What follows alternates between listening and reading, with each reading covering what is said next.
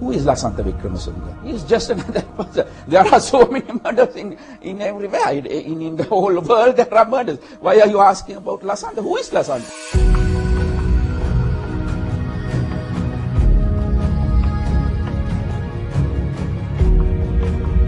වසර 2000 සිට අපේ මේ රටේ මාධ්‍යවේදීන් මාධ්‍ය ක්‍රියාකරුවන් 44 දෙනෙක් පමණ ඝාතනය වෙලා තියෙනවා.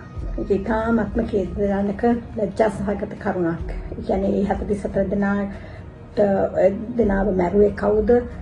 අනුගුණේ කවුද? ඒක කිසිදු දෙයක් අපි තාම අපිට දැනගන්න ලැබිලා නැහැ. කිසිම කෙනෙක් නීතියට හැන්නට අහු වෙලා නැහැ.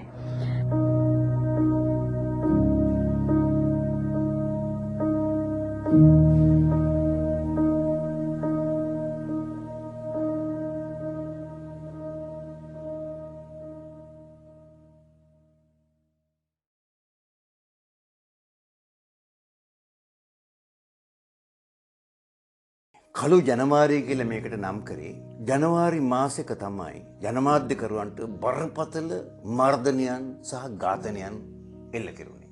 සිරස ආයතනයේ ගිනි තැබීම, ලසන්ත වික්‍රමතුංග ඝාතනය, ප්‍රකීට් එක්නැලිගොඩ පැහැර ගැනීම මේ වගේ සිදුවීම් ගණනාවක් මේක ඇතුළේ තියෙන නිසා මිට අවුරුදු 15කට කලින් තමයි ජනවාරිය කළු ජනවාරිය ලෙස අපි නම් කළේ.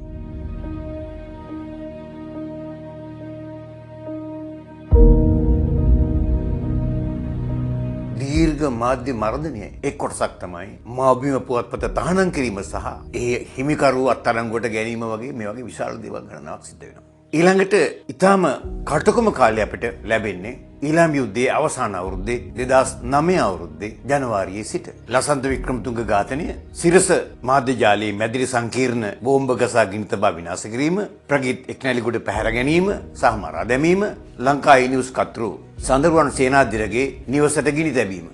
මීට අමතරව සිළුනින පත්‍රයේ සේවය කරපු පොද්දල ජයන්ත පැහැරගෙන ඔහුගේ කකුලක් කඩලා නොයෙකුත් වද හිංසා පමුණුවලා අත්හැර දැමීම.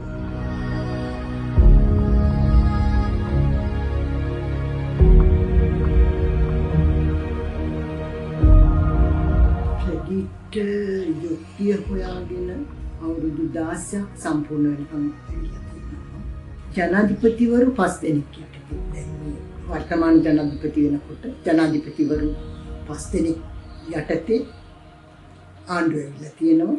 අවුරුදු මේ 16 පුරාම අධිකරණයේ එක්ක ගැටිලා තියෙනවා. අධිකරණයේ යුක්තිය හොයාගෙන යනවා, සමාජ යුක්තිය හොයාගෙන යනවා. මේ කාලේ පුරා ආපු ගමන ගැන හිතනවා නම් මේ ආණ්ඩුව සම්බන්ධයෙන් අපි දන්නවා රාජපක්ෂ රෙජිමේ තමා කරන්නේ. ඊට පස්සේ 2015 දී තමා අපිට කිසියම් හෝ යහපත් ප්‍රතිචාරයක් ලැබෙන්නේ. ඒ කියන්නේ මේකේ යම් විමර්ශනයක් පටන් ගෙනෙන්නේ. 2019 දී අපරාධ නඩුවක් බවට පත් වුණත් ඒක නැවතත් කඩාගෙන වැටෙනවා 2020 වෙනකොට. ඊට පස්සේ 2024 දී ආපහු කිසියම් බලාපොරොත්තු සහගත තත්යකටපත් වෙනවා. ඒ දිග කාලයක් අධිකරණයේ හිස් වෙලා තිබිච්ච විනිසුරු මඩුල්ලපත් වෙලා ආපහු හොඳ විදිහට කියන්නේ ඉතාමත් සතුටුදායක විදිහට අධිකරණයේ කටයුතු පටන් අර ගන්නවා. ඒ පටන් අරන් තමයි 2025 අවුරුද්ද ලබන්නේ. ඒත් ඉතින් ඒ සියලුම බලාපොරොත්තු බිඳවැටලා 2025 අවුරුද්දේදී නැවත වතාවක් විනිසුරු මඩුල්ල එක්කිනා බවට පත් වෙනවා. ඒත් ඉතින් මම 2025 අවුරුද්දේ අවසාන වෙනකම් බලාපොරොත්තු වුණා විනිසුරු මඩුල්ල සම්පූර්ණ වෙයි කියලා. ඒක මේ වෙනතුරු විනිසුරු මඩුල්ල සම්පූර්ණ වුණේ නැහැ. වර්තමාන ජනාධිපතිතුමා බොහෝ තැන්වල කිව්වා ප්‍රගීත් යුක්ති ඉෂ්ට කරනවා කියලා. අනිත් ඒගොල්ලන්ට කියන්නේ ජනමාධ්‍යවේදීන් වෙනුවෙන් යුක්ති ඉෂ්ට කරනවා කියලා. ඒ තවමත් අපිට තරු ලකුණු දැකලා නැහැ.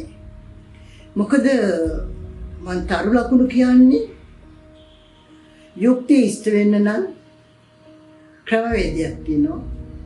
ඒකේ අධිකරණේ රාජ්‍යයේ ඒකට මැදිහත් වීම ප්‍රශස්ත විදියට සිද්ධ වෙන්න ඕන.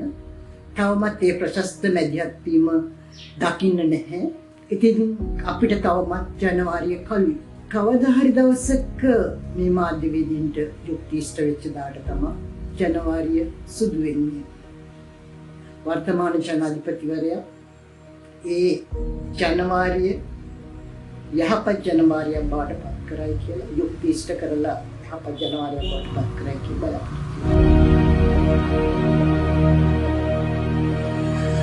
Well, people think he was killed for what he wrote, and I guess for What did a he lot of write? people that's He was criticizing. So anybody can kill if that is the argument that anybody of that can kill him. මාව යම් දිනයක ඝාතනය වූ විට මාව ඝාතනය කරන්නේ ශ්‍රී ලංකා ආණ්ඩුවයි. එසේ කියා සිටියේ ලසන්ත වික්‍රමතුංග. ඔහු මිය ඝාතනය වීමට දින 3කට පමණ පෙර ඔහු ලියූ අන්තිම කතුවැකියේ එසේ සඳහන් වී තිබුණා. ඊටත් සති දෙකක විතර ඉස්සෙල්ලා ඔහුගේ සහෝදරයාට කිව්වා කිලිනොච්චිය නැවත ශ්‍රී ලංකා යුද හමුදාවේ අතරපත් වූ විට තමයි මාව ඝාතනය කරන්න කියලා. ඉතින් ලසන්ත මැනවින් දැන සිටියා. ඔහුව මරන්නේ කවුද?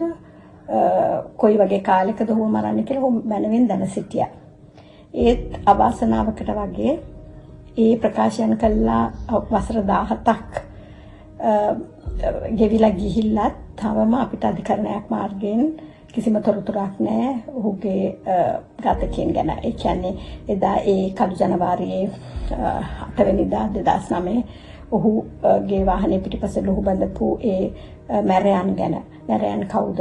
ඒ මැරයන්ට ඒ ඝාතනය කිරීමට ඕඩර් එක දුන්නේ කවුද? ඒවා කිසිවක් අපි තවම දන්නේ නැහැ. ඉතින් ඒක තාමත් අවාසනාවන්ත තත්ත්වයක්. ලසන්ත මිය යන විට අපගේ බාලම දරුවට අවුරුදු 10යි. දැන් ඔහුට අවුරුදු 27යි. හිතා ගන්නවත් අමාරුයි. ඊටාත්ම මේ තාත්තගේ ගොඩාක් ආදරය ඇතිව හැදිච්ච ළමයෙක් අනිත් දෙන්නා වගේම. ඉතින් මට මතකයි ඒ ලසන්ත ඝාතනය වෙච්ච දවසේ අපිට මේ පණවිඩය ලැබිච්ච වහාම අපිට ඉස්සලා කිව්වේ මේ ලසන්තට වෙඩි තියලා කියලා.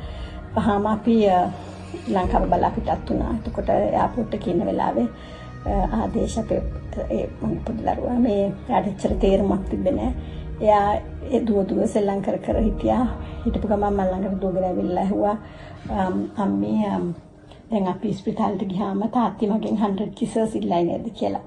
ඒ වෙලාවේ මට පුදුම වේදනාවක් ඇති වුණා. දැන් මම කොහොමද මේ දරුවට කියන්නේ යාගේ තාත්තා ජීවිතේ අතර නැහැ කියලා. ඉතින් අපි මේ මාධ්‍යයට එරෙහිව තිබුණේ මේ රාජ්‍ය ප්‍රචණ්ඩත්වය ගැන නිතර අපි මේ අද වගේ දිනවල හැමදාම අපි මේ හඳුනාගන්නේ මගේ දරුවා දේශීය මගේ අනිත් දරුවන් මේ වෙනුවෙන් පමණක් මේ ඔබලාගේ දරුවන් වෙනුවෙන් නෙමෙයි විතරක් නෙමෙයි අපි මේ හඳුනාගන්නේ නැවත යම් කිසිම දිනයක මාධ්‍යවේදීන් මෙවැනි විදිහට ක්‍රූර ලෙස ඝාතනය කරන සංස්කෘතියක් විහි නොවේවා කියලා චේතනාවෙන්.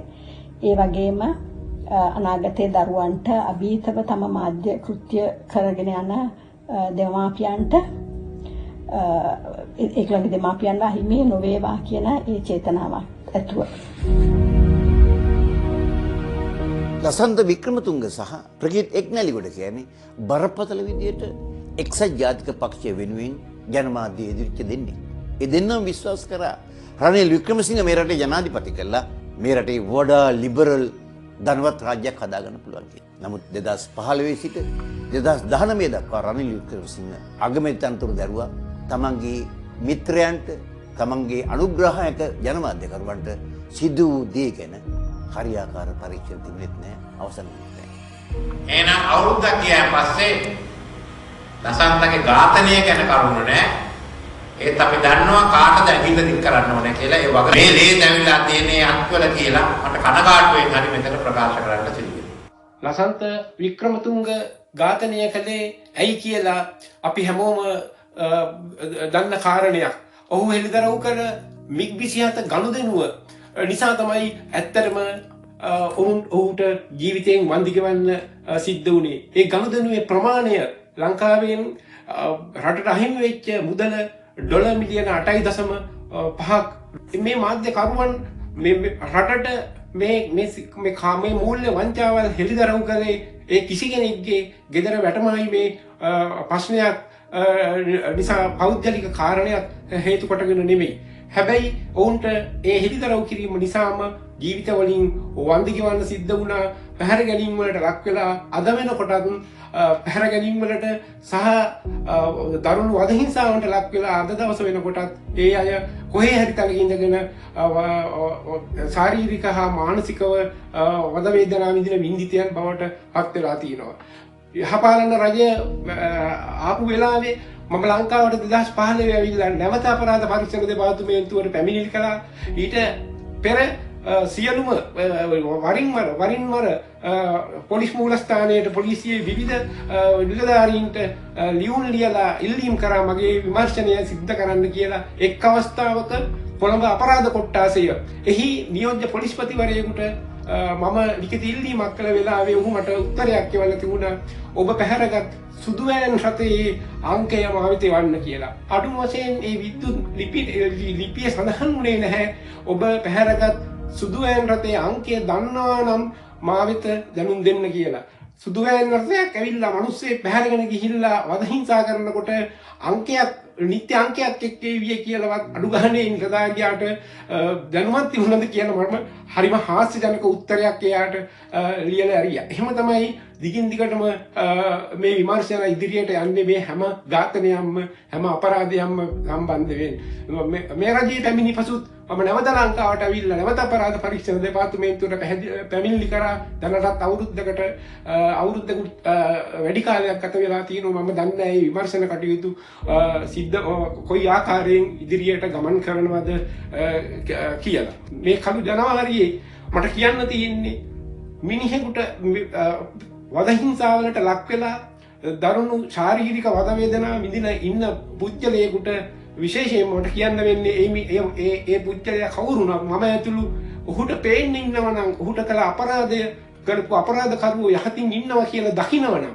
ඔහු පුරාජය කිරීමෙන් ඔවුන් තවදුරටත් ඒ සමාජයේ වැදබිමින් ඉන්නවා කියලා පේනකොට මං හිතන්නේ ඒක අර කිඹුලා කනකොට ඉවසන්න පුළුවන් කොහිලකටු ඇනෙනවා තමයි ඉවසන්න බැරි කියන කියමන වගේ අපරාධයෙන් දරුණු වදහිංසාව විඳින පුද්ගලයාට ඒ වදහිංසාවලට වඩා විශාල වරපතල මානසික වියවුලක් තියෙනවා ඒ අපරාධකරුවෝ දකින්නකොට. මේ සීත ඍතුවේ වෙනකොට මම ශාරීරික වශයෙන් හැම මේ අවුරුදු 17 පුරාම වද වේදනා විඳිනවා. ශාරීරික වශයෙන් මේ ලෝහමය පාඩු වලින් තමයි මගේ පාදය බද්ධ කරලා මම නැගිටලා ඉන්නේ.